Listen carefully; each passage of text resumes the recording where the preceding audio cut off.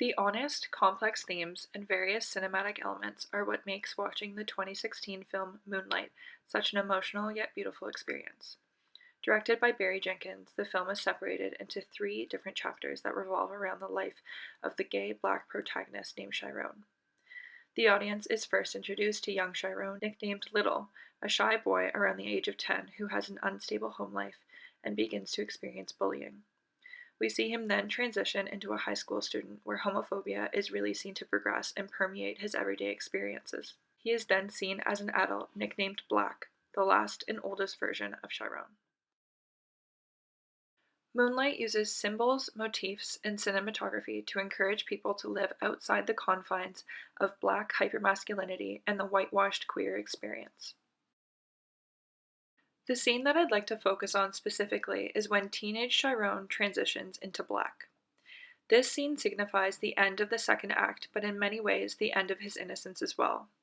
Before this scene begins, we see Chiron get physically beaten by his love interest Kevin, who is pressured into hitting him by a fellow classmate Terrell. Themes of imposed identity and performative masculinity become even more apparent when the guidance counselor says, "If you were a man, there'll be four other knuckleheads sitting right next to you." insinuating if he was more masculine, he would have defended himself and he wouldn't be in this position.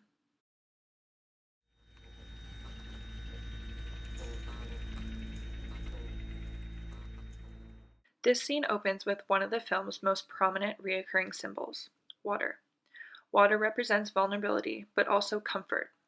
Some of the film's most intimate moments surround water, for example, when Juan, a father figure to Little, teaches him how to swim, which can also be loosely read as somewhat of a baptism. We also see Chiron have his first sexual experience on the beach by the ocean. It's important to recognize the fluidity of water, metaphorically representing the fluidity of sexuality as well. Much of the movie centers around harsh and violent realities, but water acts as somewhat of an escape and a break from the social confines. Some of the most notable visual aspects in this scene and the movie as a whole are the colors and the cinematography. This tracking shot from behind encourages the viewer to step inside the mind of Chiron and try to feel his emotions without actually seeing his face. The colors within the film are used as visual motifs, in particular the color blue and red. We see these colors weaving through almost every scene, including this one. Chiron is seen to be wearing blue, and much of his surroundings are blue as well. This color serves as a powerful identifier for characters, and blue seems to signify a quest to find one's true self and to find tranquility. This color motif is introduced to us by Juan earlier in the film. In Moonlight, black boys look blue. You blue. That's why I gonna call you. Blue. His quote, "In the moonlight, black boys look blue," demonstrates how blue radiates off the individuals. As the camera switches to the front of Chiron, the viewers can confirm his anger, determination, and confidence, something the audience hasn't seen from Chiron before.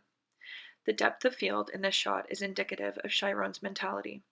Everything in the background is blurred out and is insignificant. His mind is only on one thing and one thing only, and that is getting back at Terrell. As the teacher tells the class to stay focused, the depth of field changes and the background becomes clear as he enters the room full of people. It's almost as if the cinematography is suggesting that society should clearly see this monumental moment of fighting back against societal norms and constructs. This low-angle shot here indicates a shift in power dynamics.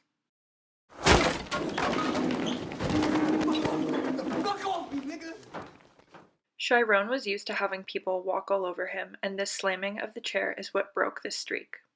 We see Chiron fight against his expected identity. Gay black men have long existed in the shadows, and I believe Chiron represents a new era of queer black men, merging past and present. As the scene comes to a close, the color motif is still prevalent. Villainized characters in the film, such as Paula and Terrell, radiate a reddish-pink color, which is often seen to disrupt the blue quest for identity.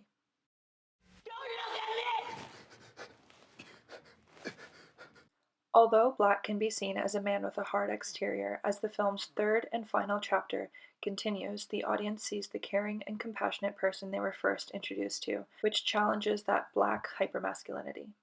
The scene then comes full circle with the symbol of water once again.